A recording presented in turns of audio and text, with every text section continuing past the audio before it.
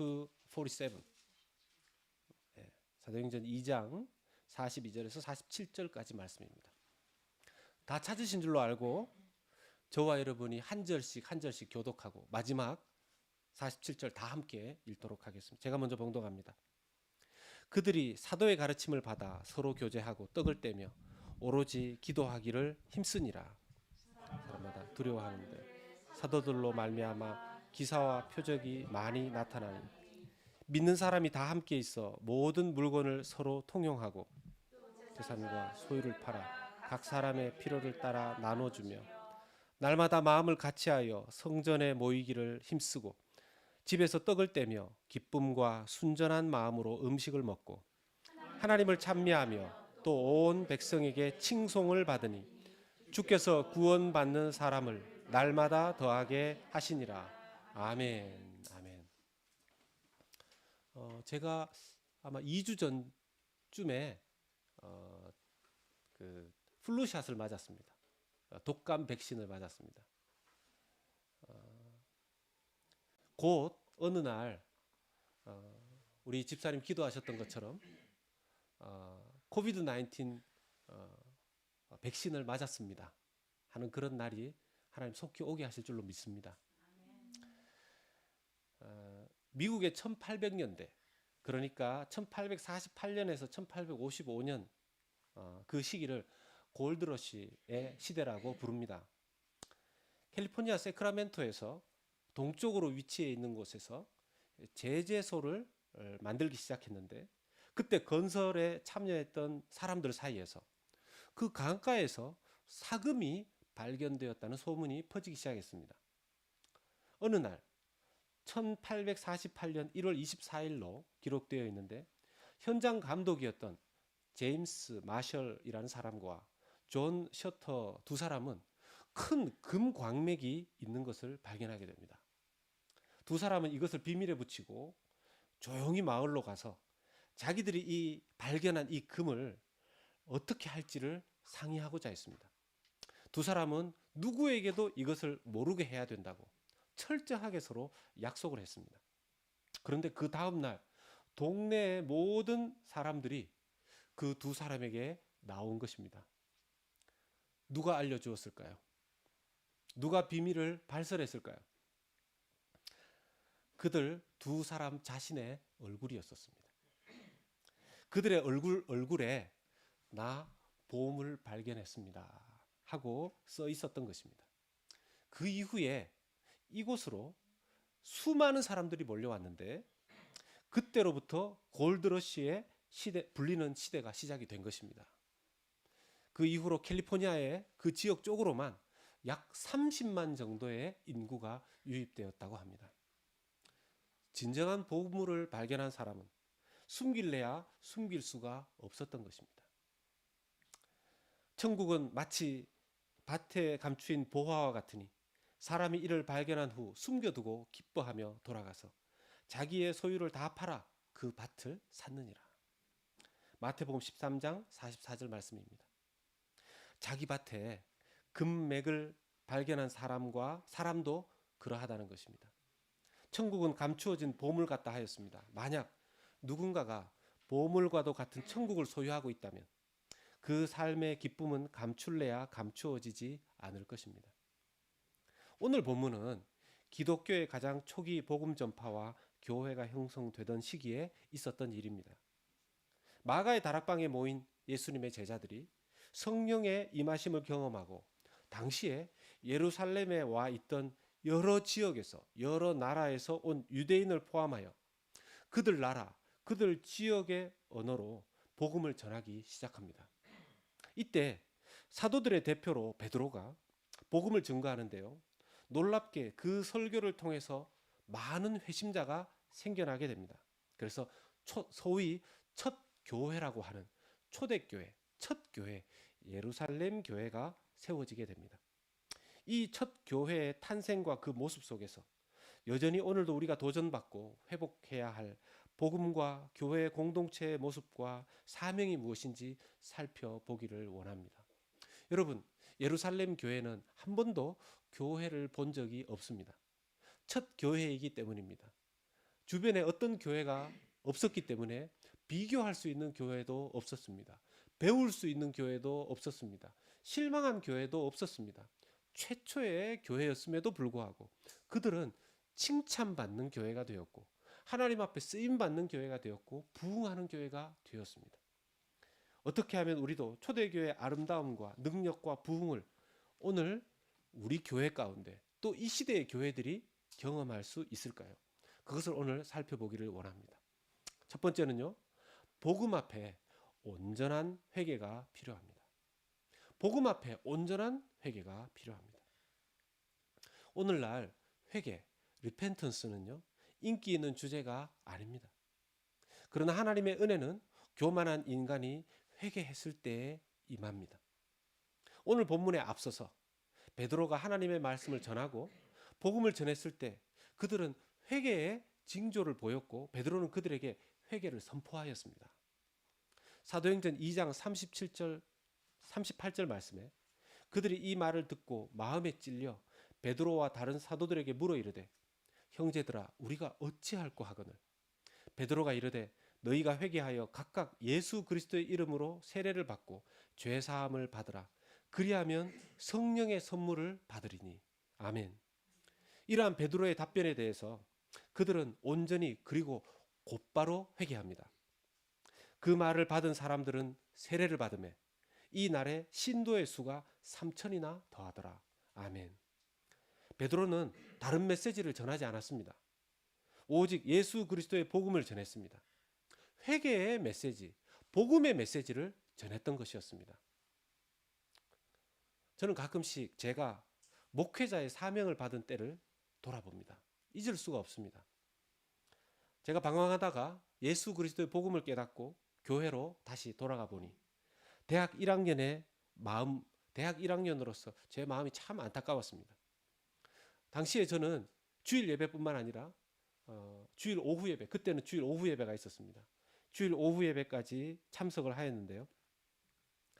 목사님의 설교 말씀을 들을 때 성경을 참 잘 설명해 주시기는 하시는데 예수 그리스도의 복음이 강조되지 않는다는 것을 알 수 있었습니다. 사실 고3 때 제가 교회를 떠날 때까지만 해도 왜 내가 교회를 다녀야 하는지 하는 저 자신의 회의에 대한 답을 찾을 수가 없었습니다. 고등부 때부터 다닌 교회에서 분반 공부 시간에 분명히 성경 공과 공부를 배우기는 했지만 제게 아무도 예수 그리스도의 복음을 알려준 분은 없었습니다.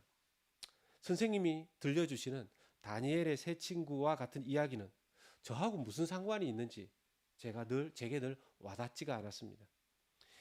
아마도 제가 그때는 생각이 어둡고 둔하여서 또 마음이 굳어 있어서 복음을 못 깨달았을 수도 있을 것도 같습니다. 그래서 다시 돌아간 교회에서 복음이 강단에서 선포되지 않고 있음을 보면서 이런 기도를 했던 기억이 납니다. 무리를 보시고 불쌍히 여기시니 이는 그들이 목자 없는 양과 같이 고생하며 기진함이라.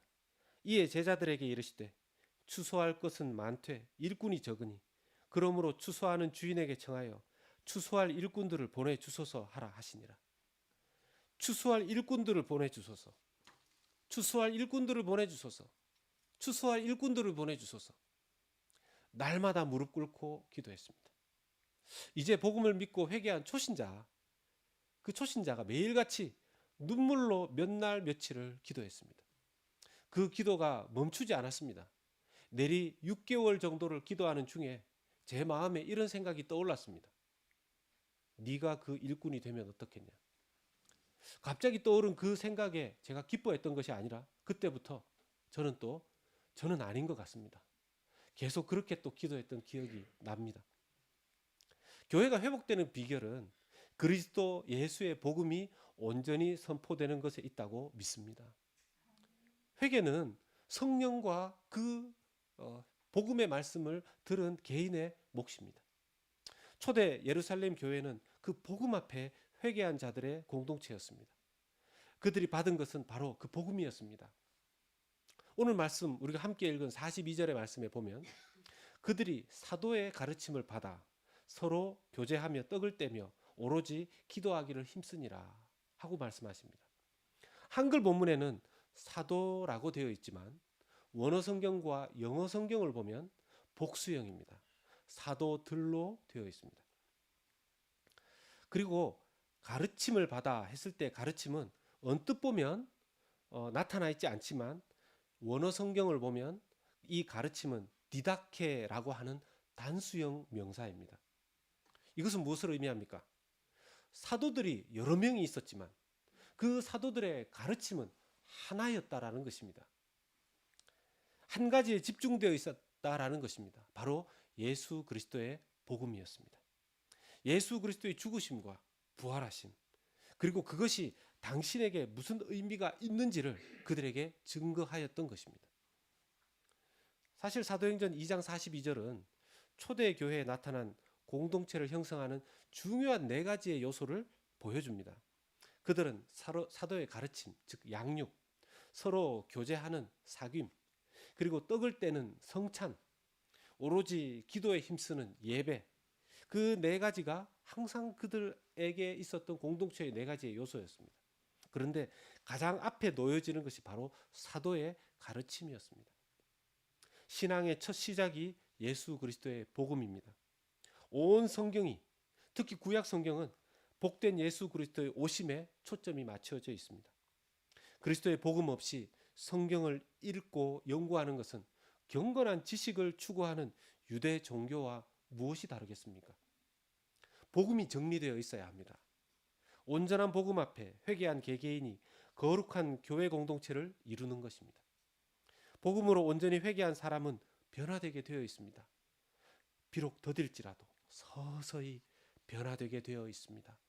반드시 변화되게 되어 있습니다. 사도 바울은 복음이 전해져 세워진 로마 교회가 더욱 올바로 세워질 수 있도록 로마서도 기록하였습니다. 이미 로마 교회는 교회로서 세워졌습니다. 그런데 사도 바울은 그들을 향해서 사도가 이런 말씀을 전하기 위해서 로마서를 기록했습니다. 바로 로마서의 핵심은 다시 복음을 이었습니다. 로마서 1장 15절과 16절 말씀을 보면, 그러므로 나는 할 수 있는 대로 로마에 있는 너희에게도 복음 전하기를 원하노라. 내가 복음을 부끄러워하지 아니하노니 이 복음은 믿는 자에게 구원을 주시는 하나님의 능력이 됨이라. 먼저는 유대인에게요, 그리고 헬라인에게로다. 아멘. 로마에는 교회가 이미 세워져 있었습니다. 그런데 사도가 그곳에 가서 다시 복음 전하기를 원하였던 것입니다. 저는 목회자로서 제 자신을 돌아봅니다. 얼마나 온전한 복음을 전하고 있는가 하는 것입니다. 혹시 쉬운 복음, 값싼 복음, 타협한 복음, 예수 그리스도의 십자가가 빠진 복음을 전하고 있지는 않는지, 그래서 항상 기도합니다. 그리고 모든 설교에, 모든 메시지에 복음이 전해지게 해달라고 말입니다. 사랑하는 형제자매 여러분, 사랑하는 동역자 여러분, 여러분들은 어떠십니까? 생명의 복음 앞에 무릎 꿇은 성도이십니까? 오직 복음만을 붙드시는 분들 맞으십니까? 복음 앞에 무릎 꿇은 자, 오직 예수 그리스도의 십자가의 복음을 붙드는 그분들이 바로 성도인 줄로 믿습니다. 두 번째는요, 복음 받은 자들은 세상에 없는 새로운 공동체를 만들어 갑니다. 복음을 받은 자들은 세상에 없는 새로운 공동체를 만들어 갑니다. 예루살렘 초대교회는 복음을 받고 회개한 성도들에 의해서 세워졌다고 했습니다. 그들은 각자 흩어져 있지 않고 모이기 시작했습니다. 당시 예수 그리스도를 공개적으로 고백하는 것은 그렇게 쉬운 것이 아니었습니다. 그런데 그들은 모여서 교제하고 예배하고 서로를 섬겼습니다. 믿지 않는 자들은 그 초기의 예루살렘 교회 공동체를 보면서 두려워했습니다. 왜냐하면 세상에 그런 모임, 세상에 그런 공동체를 보지 못하였기 때문입니다. 사도행전 오늘 말씀 2장 43절에 사람마다 두려워하는데 사도들로 말미암아 기사와 표적이 많이 나타나니. 당시에 사도들을 중심으로 해서 기이한 일들이 많이 일어났습니다. 기도의 응답이 많았던 것이죠. 그런데 사도들이 직접 일으킨 기사와 표적, 어떤 기적보다도 더 놀라운 것은 그런 기적, 그런 작은 표적에만 집중하는 것이 아니라 그들 공동체 자체가 바로 기적이었고 그 자체가 바로 사인이 되었습니다. 44절에서 45절 말씀을 봅니다. 믿는 사람이 다 함께 있어 모든 물건을 서로 통용하고 또 재산과 소유를 팔아 각 사람의 필요에 따라 나누어 주며. 아멘. 그들은 자발적으로 자기의 것을 이웃과 나누기 시작했습니다. 원래 인간은 이기적입니다. 자기중심적입니다. 탐심이 본성입니다. 그런데 그러한 본성을 거스리는 일이 생긴 것입니다. 어쩌면 이러한 모습이 복음을 받고 변화된 교회 공동체의 모습일 것입니다. 이것이 사도들이 일으킨 어떤 기적보다도 더 큰 기적이 되고 하나님께서 이 공동체의 주인이라는 것을 드러내는 더 큰 사인이 된 것이었습니다. 여러분, 이러한 나눔은 공산주의적인 나눔이 아닙니다. 공산주의는 정부가 주관하여서 권위를 가지고서 정부의 권위에 의해서 명령에 의해서 이 재산들이 나누어지는 것입니다. 그런데 그들은 오직 복음을 중심으로 예수 그리스도에게로부터 받은 은혜를 가지고서 서로를 돌아보고 나누기 시작했던 것입니다. 오직 복음이 공동체의 중심이 될 때 일어날 수 있는 일입니다. 예루살렘 교회는 예배하기를 즐겨했습니다. 모일 때마다 성찬도 하였습니다. 46절 말씀에 날마다 마음을 같이하여 성전에 모이기를 힘쓰고 집에서 떡을 떼며 기쁨과 순전한 마음으로 음식을 먹고. 아멘. 칼빈이 제네바에 있을 때 교회들이 연례 행사로 1년에 한 번 성찬을 하는 것을 보고 좀 더 자주 아니면 아예 매 주일마다 성찬을 하자는 안건을 칼빈이 냈습니다. 그들이 이것을 거부하였습니다. 왜냐하면 성찬을 그렇게 자주 하게 되면 성찬 앞에서 자기를 돌아봐야 하는 것이 너무 부담스러웠기 때문이었습니다. 물론 성찬을 정해놓은 횟수는 없습니다. 그러나 예배를 사모하는 교회는 성찬식 역시 사모할 것입니다. 진정한 교회 공동체는 복음으로 말미암아 서로를 배려하고 섬깁니다. 혹시라도 하나님을 바라보는 부분에서 자신의 어떤 부분이 걸림돌이 될까를 돌아봅니다. 혹시라도 교회는 세상적인 어떤 것이 드러나지 않도록, 세상적인 어떤 것이 들어오지 않도록 주의해야 합니다. 야고보 사도는 공동체가, 교회에 그런 일이 일어나지 않기를 경고하고 있습니다. 내 형제들아, 영광의 주 곧 우리 주 예수 그리스도에 대한 믿음을 너희가 가졌으니 사람을 차별하여 대하지 말라. 만일 너희 회당에 금가락지를 끼고 아름다운 옷을 입은 사람이 들어오고 또 남루한 옷을 입은 사람이 가난한 사람이 들어올 때 너희가 아름다운 옷을 입은 자를 눈여겨보고 말하되 여기 좋은 자리에 앉으소서 하고 또 가난한 자에게 말하되 너는 거기 서 있든지 내 발등상 아래에 앉아 있으라 하면. 아멘. 한국 사회를 부정적으로 병들게 한 것들로 혈연, 지연, 학연을 꼽습니다. 그런데 혹시라도 이런 것들이 교회 공동체에 들어오면 안 된다는 것이죠. 예수님은 제자들을 부르실 때 참으로 다양하게 부르셨습니다. 12제자들의 그룹은 그야말로 짬뽕입니다. 직업도 어부 출신, 세리 출신, 각종 다양한 출신들이 있었고 기질적으로도 다 다른 사람들이 모였습니다. 사도 바울은 이렇게 말합니다. 하나님의 어리석음이 사람보다 지혜롭고 하나님의 약하심이 사람보다 강하니라. 형제들아, 너희를 부르심을 보라. 육체를 따라 지혜로운 자가 많지 아니하며 능한 자가 많지 아니하며 문벌 좋은 자가 많지 아니하도다. 아멘. 고린도전서 1장 25절 26절 말씀입니다. 예루살렘 교회의 모임 중심은 혈연, 지연, 학연이 아니었고 예수님 중심이었고 복음 중심이었습니다. 누구라도 그들은 함께 모이기를 좋아하였고 자기의 집을 오픈하였습니다. 요즘 코비드-19 때문에 모이는 것이 쉽지가 않습니다. 많은 교회들이 온라인 예배를 드리고 있습니다. 또 현장 예배도 병행하는 교회들이 있습니다. 얼마 전 급하게 코비드-19 때문에 교회가 온라인 예배를 드리기 시작했을 때 한국 교회에 통계를 내었습니다. 기존에 예배 드리던 사람 중에 온라인 예배를 드리는 사람, 그리고 현장 예배를 드리는 사람을 통계를 내었는데 그 전에 예배 드리던 사람에 비해서 16%에서 20%의 사람들이 없어진 것입니다. 과연 어디로 간 것입니까? 요 근래에 미국에 있는 교회들을 조사해 보았습니다. 온라인과 또 현장에서 예배 드리는 사람을 조사해 보았을 때 약 30%의 사람이 그 전에 교회를 나오고 출석했던 사람들 중에서 30%의 인원의 로스가 생겼습니다. 그들은 어디로 간 것일까요? 초대교회 예루살렘의 이 아름다운 모습은 옛날 이야기로 아름다운 초기의 신앙인들의 모습으로 여겨야 하는 것이겠습니까? 아닙니다. 사람들은 알고 있습니다. 어쩔 수 없이 온라인 예배를 드려야 되는 지금의 그 상황이고 또 주일에 현장에 올 수 없는 직업과 직장을 가진 분들은 온라인 예배가 지금으로서 대안이 될 수밖에 없지만 궁극적이고 완전한 대안으로 온라인 예배를 삼아서는 안 될 것입니다. 물론 코비드-19 이전과 이후는 또 많이 변화되게 될 것입니다.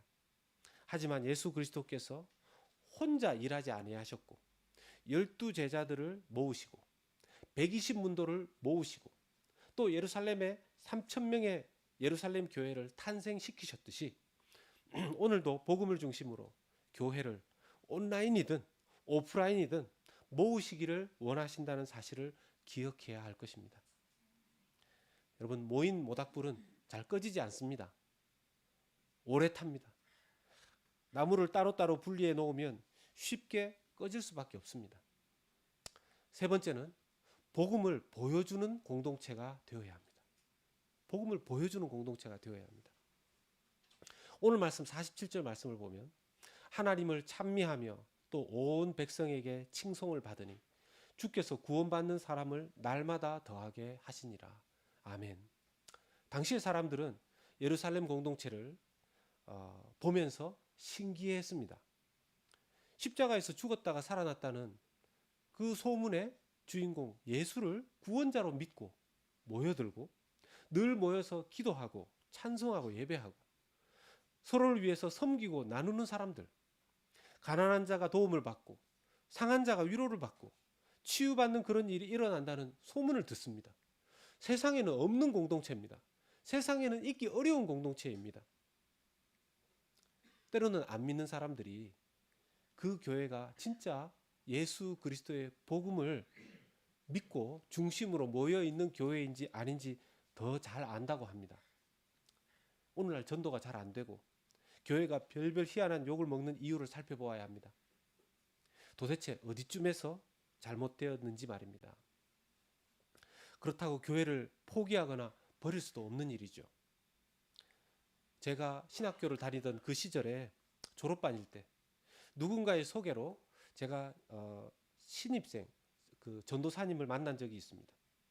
그분이 좀 부정적인데 저에게 그 전도사님 만나서 좀 상담을 해달라는 것이었습니다. 만나보니까 젊은 전도사님이 이렇게 말했습니다. 한국교회는 죽었습니다. 제가 상담한 한국교회는 죽었습니다. 교회는 죽었습니다. 이렇게 말을 하는 겁니다. 제가 상담해 주려고 갔다가 화가 좀 났습니다. 전도사님, 그렇게 말씀하시면 안 됩니다. 한국교회가 병들었다거나 아프다거나 부족하다거나 하는 정도는 우리가 이야기할 수 있습니다. 그러나 전도사님이나 나나 어떻게 복음을 들었습니까? 이 부족한 한국교회를 통해서 생명의 복음을 받지 않았습니까? 지금도 하나님은 그 어리석고 부족하고 상처 많은 교회를 통해서 일하고 계시지 않습니까? 그리고 그 교회를 더 잘 세우라고, 더 건강하게 세우라고, 회복시키라고 우리를 부르신 거 아니겠습니까? 그런데 제가 알고 보니까 그 전도사님이 몸담고 있던 선교단체가 항상 그 이야기를 그 전도사님에게 또 거기에 있는 사람들에게 들려주었던 것입니다. 이미 한국교회 안에서 그리고 이민교회 안에서조차 그 선교단체는 덕을 끼치지 못하여서 이단 또는 교류 금지 대상이 되었습니다. 교회, 그렇게 함부로 말하면 안 되는 그리스도의 몸이고 예수 그리스도의 신부가 되는 줄로 믿습니다. 코비드-19의 와중에 사람들이 겪고 있는 외로움이 있습니다. 그래서 일부 교회 학자들은요, 코비드 19이 끝나고 나면 이후에 오히려 교회 부흥의 시기가 올 것이라고 예상하기도 합니다. 왜냐하면 서로 자신의 집에, 자기의 건물에, 자기의 모임에 초대하기를 꺼려 하는데 오직 오기를 바라고 오면 사랑으로 대해주는 곳이 교회밖에 없기 때문에 그렇습니다. 복음의 확산을 위해 교회 공동체는 절대적으로 중요합니다. 어떤 교회는 새 가족을 별로 반기지 않는다고 합니다. 그들끼리 재미있는데 왜 거기에 딴 사람이 끼냐는 것이죠. 누군가 오면 말을 잘 걸지도 않고 적응하면 살아남고 아니면 다른 곳으로 가라는 식이라고 합니다. 믿지 않는 사람이 그런 교회를 간다면 그가 복음을 듣는다 하더라도 견디기가 힘들 것입니다. 칼빈은 이렇게 말합니다. 교회는 하나님을 아버지로 모신 자들에게 교회는 어머니와 같다. 신자는 교회를 떠나서는 신앙을 가지기도 어렵고 또 신앙을 유지하고 성장하기도 어렵기 때문입니다. 그러나 교회가 복음을 담는 그릇으로서의 제 기능을 다한다면 오늘도 교회는 예수 그리스도의 복음의 전달자로서 그 사도적 역할을 잘 감당할 수 있을 것입니다. 사람들은 꼭 밖으로 나가서 복음을 선포해야 복음이 전해진다고 생각합니다. 그러나 공동체가 예수 그리스도의 복음을 받고 복음을 중심으로 마땅히 해야 할 말씀과 교제와 예배와 섬김을 할 때 복음의 빛은 더 강렬하게 드러나게 되어 있는 것입니다. 오늘 대표 기도하셨던 집사님의 기도처럼 오늘날도 빛과 소금의 역할을 교회가 감당할 수 있는 것입니다. 이제 말씀을 맺고자 합니다.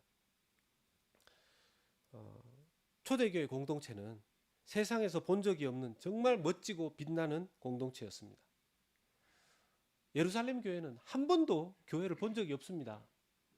오직 복음을 받고 예수 그리스도의 성령께서 그 교회를 디자인하신 것입니다.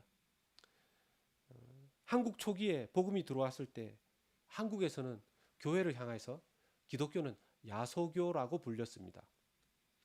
1899년 3월 1일자 아펜젤러가 창간한 대한 그리스도인 회보라는 곳에 이런 기사가 났습니다.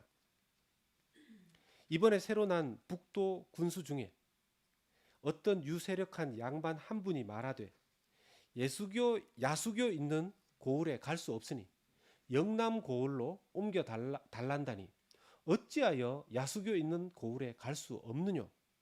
우리 교는 하나님을 공경하고 사람을 사랑하는 도라. 교회를 참 믿는 사람은 어찌 추호나 그런 일을 행하며 관장의 영을 거역하리요. 그러나 관장이 만약 무단히 백성의 재물을 뺏을 지경이면 그것은 용의히 빼앗기지 아니할 터이니 그 양반은 갈 수 없다는 말이 까닭인 듯. 매관매직하며 지방 수령으로 발령받은 일부 양반들은 야소교 있는 마을에는 부임하지 않겠다는 현상이 나타났던 것입니다. 폐역하고 앞을 알 수 없는 죄악된 세상에 생명도 변화도 오직 예수 그리스도의 복음밖에는 대안이 없는 줄로 믿습니다. 이제 새로운 교회는 이제 시작한 지 약 6개월 된 신생아 교회라고 할 수 있습니다. 그런데 어린아이 6개월 된 어린아이는 무슨 일을 하기가 어려울지 모르겠지만 하나님께서 예루살렘 교회를 시작하시자마자 그 교회를 빛나는 교회로 사용하셨듯이 우리는 어떤 교회를 바라보고 부러워할 것도 아니고 어떤 교회를 바라보고 실망할 것도 아니고 오직 주 예수 그리스도의 복음 앞에 진심으로 회개하고 우리 새로운 교회 공동체는 복음을 중심으로 서로 교제하고 서로 기뻐하며 서로 하나 되고 서로 섬기고 또 그 예수 그리스도의 복음을 세상에 보여줄 수 있는 공동체, 예수 그리스도를 보여줄 수 있는 그런 공동체 되기를 소원합니다. 복음 받은 형제 자매 여러분, 사랑하는 동역자 여러분, 우리 공동체는 예수 그리스도의 복음에 합당한 아름다운 공동체로 하나님 앞에 올려 드리십시다. 이 마지막 때에도 주님의 복된 복음의 도구로 쓰임받는 복된 성도, 복된 교회 되기를 주님의 이름으로